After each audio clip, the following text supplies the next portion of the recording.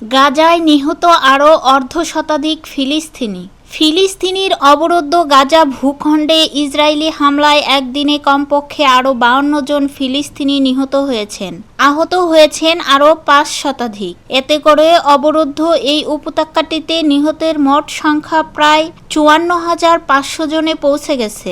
এছাড়া গত 18 মার্চ গাজায় নতুন করে ইসরায়েলি হামলা শুরু হওয়ার পর থেকে 4,200 জনেরও বেশি ফিলিস্তিনি নিহত হয়েছেন। সোমবার 2 জুন এক প্রতিবেদনে এ তথ্য জানিয়েছে বার্তা সংস্থা আনাদুলু। বার্তা সংস্থাটি বলেছে, 2023 সালের অক্টোবরে গাজায় ইসরায়েলের সামরিক অভিযান শুরুর পর থেকে কমপক্ষে 54,470 ফিলিস্তিনি নিহত হয়েছে বলে জানিয়েছেন ফিলিস্তিনের স্বাস্থ্য মন্ত্রণালয়। সোমবার প্রকাশিত এক বিবৃতিতে বলা হয়েছে, গত 24 ঘন্টায় 52টি মরদেহ হাসপাতালে আনা হয়েছে।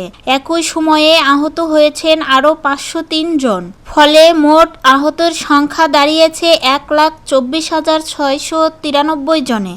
বিবৃতিতে আরও জানানো হয়, বহু মানুষ এখনও ধ্বংসস্তূপের নিচে এবং রাস্তায় আটকে আছেন। উদ্ধারকর্মীরা সেখানে পৌঁছাতে পারছেন না।